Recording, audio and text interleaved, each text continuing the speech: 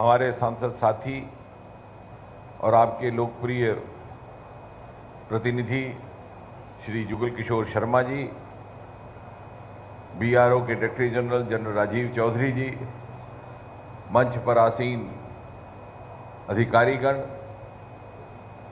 इस सभा में बैठे हुए जनप्रतिनिधि, समाज एवं सार्वजनिक जीवन से जुड़े हुए महानुभाव,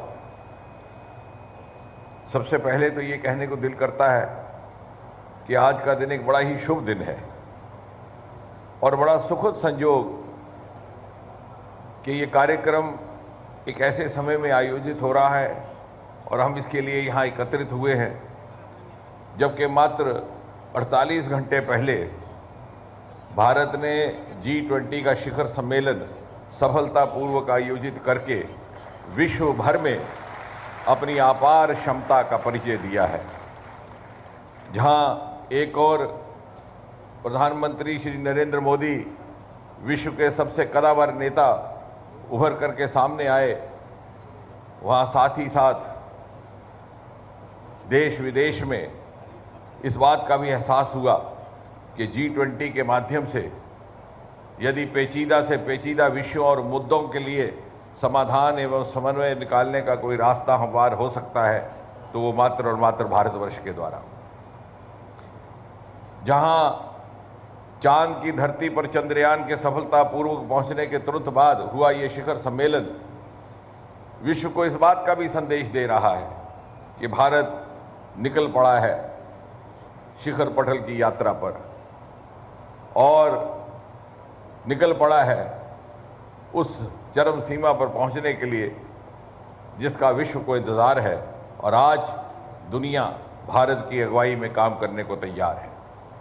और आज जब इस कार्यक्रम का आयोजन यहाँ सीमावर्ती क्षेत्र में होता है तो साथ ही साथ ये भी संदेश जाएगा कि अब भारत की सीमाएं महफूज हैं और सीमा के पार से कोई भी यदि शरारत करता है तो शरारत करने वाले को ये भी एहसास रहेगा कि उसे प्रत्येक शरारत का भुगतान भी करना पड़ेगा। आदरणीय राजनाथ सिंह जी, आपका इस क्षेत्र से बड़ा पुराना संबंध है, बड़ा नज़दीक का संबंध है। यहाँ के लोग आपको अपना समझते हैं, बड़े और स्नेह, प्यार और मोहब्बत की भावना से दिखते हैं और वो इसलिए कि सदा से ही जब सरकार ना भी थी आप संगठन के देख रेख करते हुए सदा हमारी चिंता करते, हर संकट की घड़ी में हमारे साथ खड़े होते। मुझे भली भांति याद है जब आप राष्ट्रीय अध्यक्ष थे, वो एक आतंक का समय था, किश्तवाड़ का हिंसा कांड हुआ, आप प्रतिदिन सायंकाल हमसे सूचना प्राप्त करते।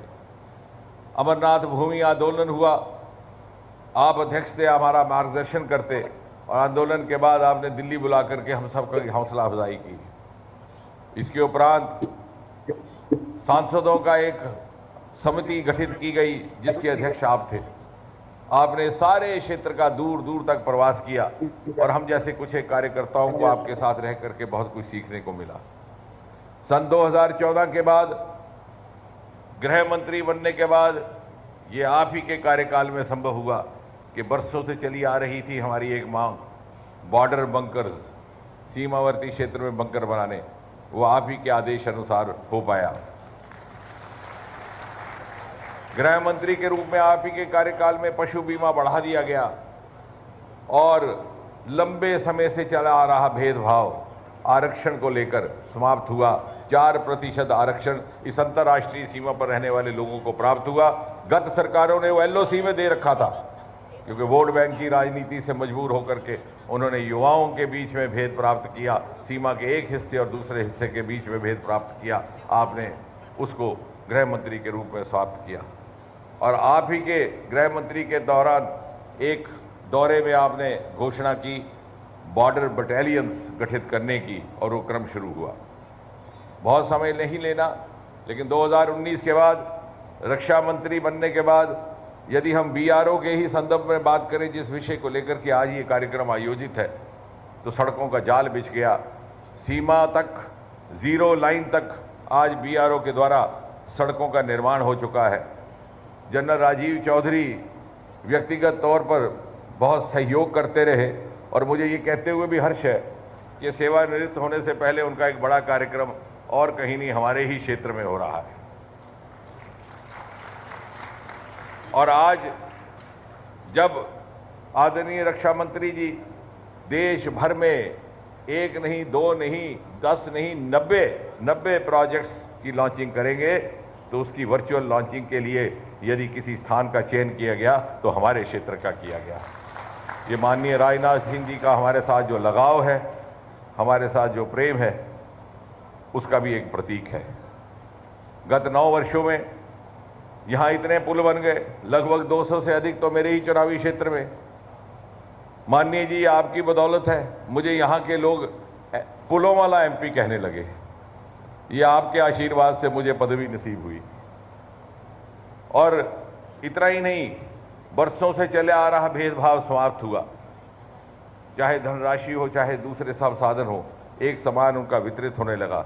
जहाँ दूर सीमा तक सड़कों का निर्माण हुआ, वहाँ दूसरी ओर डोडा जैसे दूर दराज क्षेत्रों में मेरा अपना गांव, जहाँ हमारे पूर्वज कई बार बिना मोटर गाड़ी के दर्शन किए गुजर जाते, क्योंकि यातायात की कोई बहुत ज़्यादा सुविधा नहीं थी। आज वहाँ नेशनल हाईवे निर्माणित हो रहा है। मुझे ये कहते हुए खुशी है, और ये हमारी जानकारी में रहे, रिकॉर्ड में रहे, कि BRO ने NHAI और NHDL के साथ भी सहयोग किया है।